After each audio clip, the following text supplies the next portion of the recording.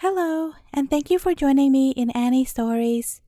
In today's video, I'll be reading The Maiden Without Hands from the Brothers Grimm book.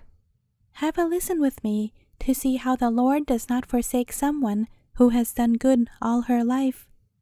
So without further ado, let us begin. The Maiden Without Hands.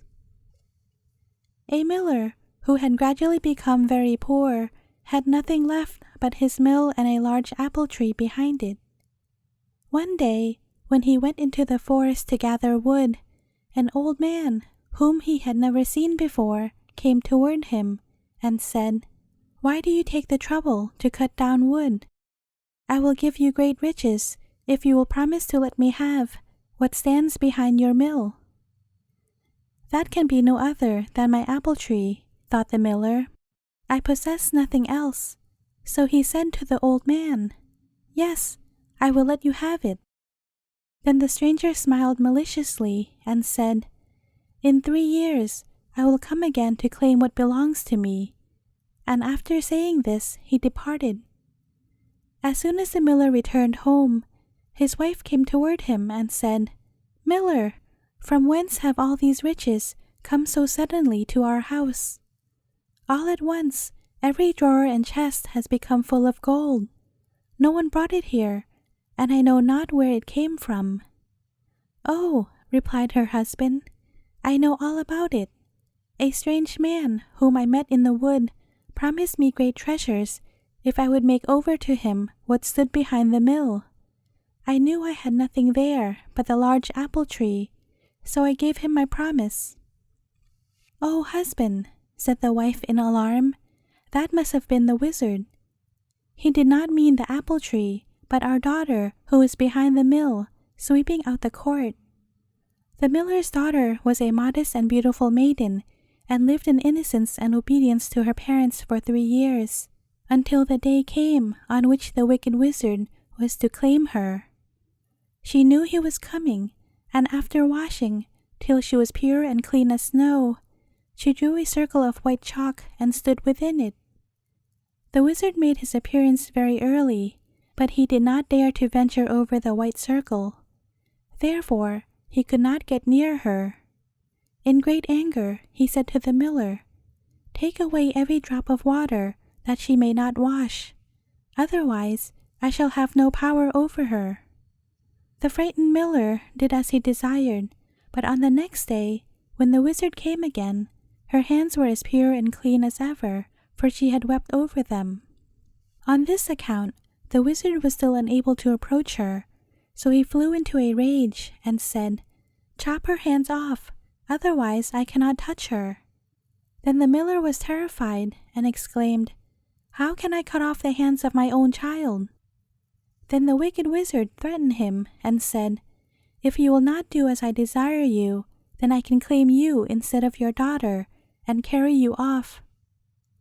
The father listened in agony, and in his fright promised to obey.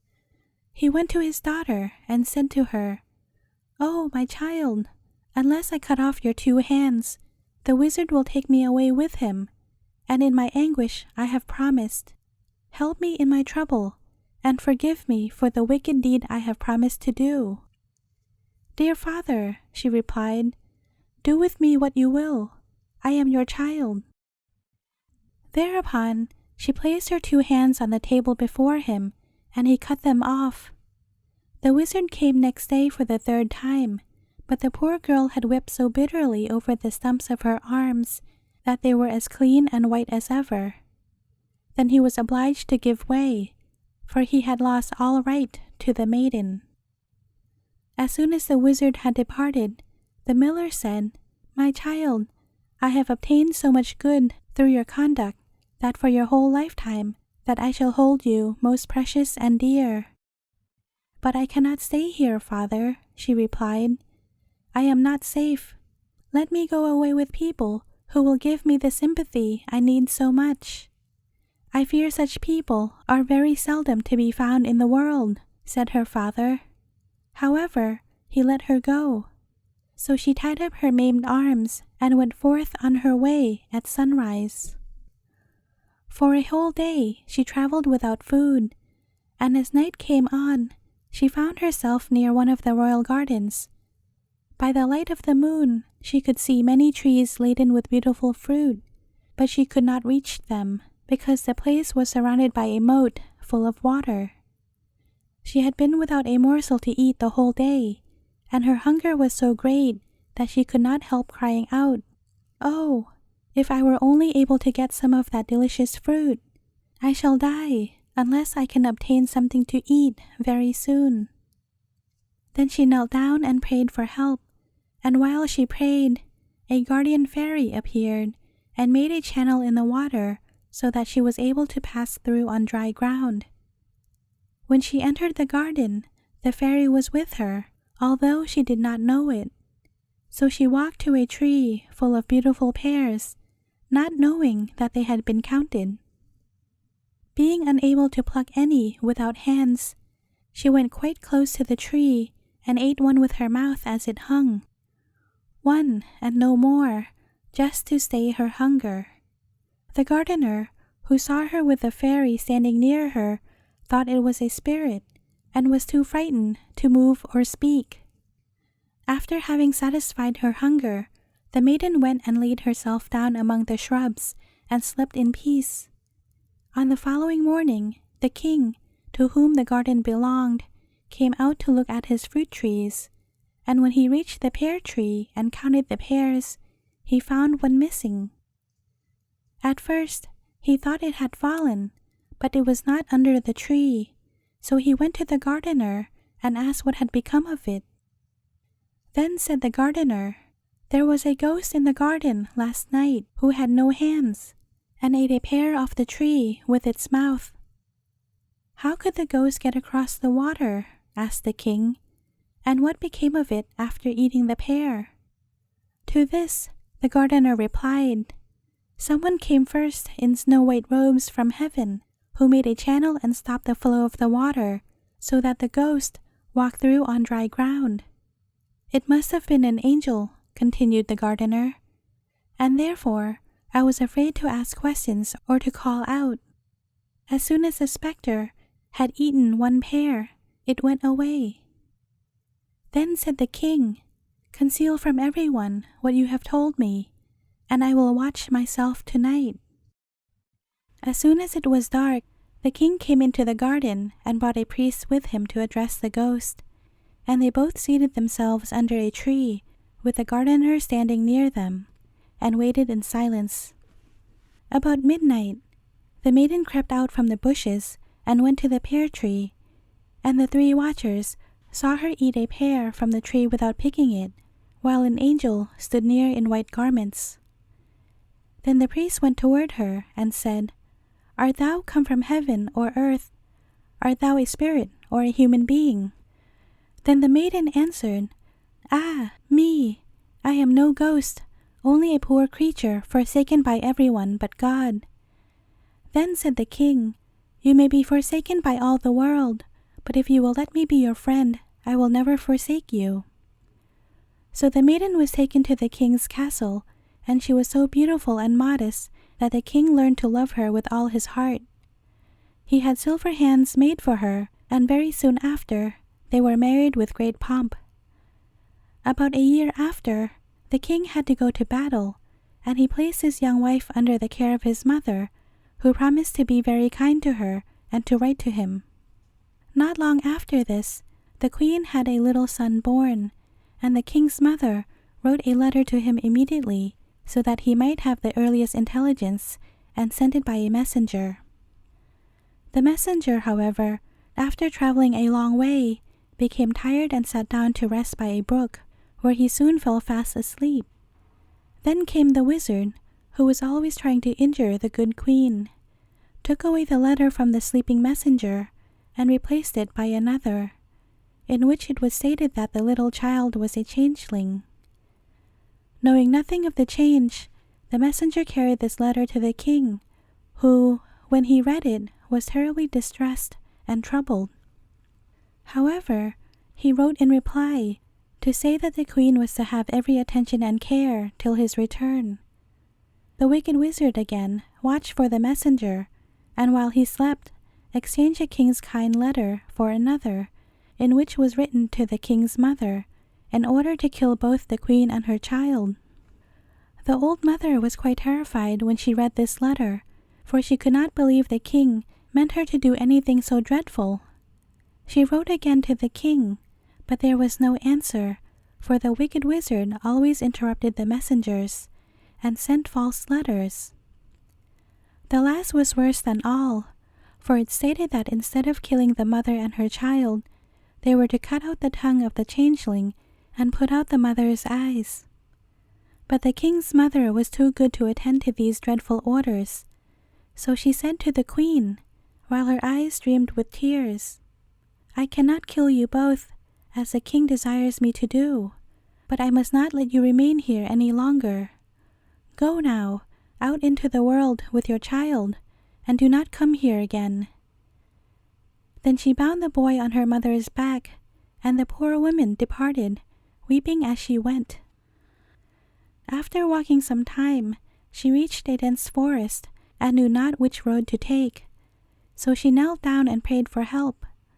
As she rose from her knees, she saw a light shining from the window of a little cottage, on which was hung a small signboard, with these words, "Everyone who dwells here is safe." Out of the cottage stepped a maiden dressed in snowy garments, and said, "Welcome, queen wife," and led her in. Then she unfastened the baby from his mother's back, and hushed him in her arms till he slept so peacefully that she laid him on a bed in another room, and came back to his mother. The poor woman looked at her earnestly, and said, "How did you know I was a queen?" The white maiden replied, "I am a good fairy, sent to take care of you and your child." So she remained in that cottage many years, and was very happy, and so pious and good that her hands, which had been cut off, were allowed to grow again, and the little boy became her great comfort. Not long after she had been sent away from the castle, the king returned, and immediately asked to see his wife and child. Then his old mother began to weep, and said, "You wicked man, how can you ask me for your wife and child when you wrote me such dreadful letters, and told me to kill two such innocent beings?" The king, in distress, asked her what she meant, and she showed him the letters she had received, which were changed by the dreadful wizard. Then the king began to weep so bitterly for his wife and child that the old woman pitied him, and said, "Do not be so unhappy, they still live. I could not kill them, but your wife and child are gone into the wide world, never to come back here for fear of your anger." Then said the king, "I will go to the ends of the earth to find them, and I will neither eat nor drink till I find my dear wife, even if I should die of hunger." Thereupon the king started on his expedition, traveling over rocks and valleys, over mountains and highways, for 7 long years. But he found her not, and he thought she would starve to death, and that he should never see her again. He neither ate nor drank during the whole time of earthly food, but heaven sent him help. At last he arrived at a large forest and found the little cottage with a signboard, and the words upon it, "Everyone who dwells here is safe." While he stood reading the words, the maiden in white raiment came out, took him by the hand, and led him into the cottage, saying, "My lord, the king is welcome, but why is he here?" Then he replied, "I have been for 7 years traveling about the world, hoping to find my wife and child, but I have not yet succeeded. Can you help me?" "Sit down," said the angel, "and take something to eat and drink first." The king was so tired that he gladly obeyed, but he really wanted rest. Then he laid himself down and slept, and the maiden in the white raiment covered his face. Then she went into an inner chamber, where the queen sat with her little son, whom she had named Pain-bringer, and said to her, "Go out together into the other chamber. Your husband is come." The poor queen went out, but still sorrowfully. for she remembered the cruel letters his mother had received, and knew not that he still loved her. Just as she entered the room, the covering fell off his face, and she told her little son to replace it. The boy went forward and laid the cloth gently over the face of the strange man. But the king heard the voice in his slumber, and moved his head so that the covering fell off again. "My child," said the queen, "cover the face of thy father." He looked at her in surprise, and said, "How can I cover my father's face, dear mother? I have no father in this world. You have taught me to pray to our Father, which art in heaven, and I thought my father was God. This strange man is not my father. I don't know him." The king looked at her with surprise. "Your face and your voice are the same," he said, "but my wife had silver hands, and yours are natural." "My hands have mercifully been allowed to grow again," she replied. And as he still doubted, the maiden in white entered the room, carrying the silver hands, which she showed to the king. Then he saw at once that this was indeed his dear lost wife and his own little son, and he embraced them, full of joy, exclaiming, "Now has a heavy stone fallen from my heart." The maiden prepared a dinner for them, of which they all partook together, and after a kind farewell, the king started with his wife and child to return home to the castle, where his mother and all the household received them with great joy. A second marriage feast was prepared, and the happiness of their latter days made amends for all they had suffered through the wicked demon who had caused them so much pain and trouble. The end. Thank you for listening, and I hope you enjoyed this story. Do consider subscribing if you haven't already done so. I am now uploading every other day, so there are plenty of other tales for you to listen to. Thanks again, and see you again tomorrow.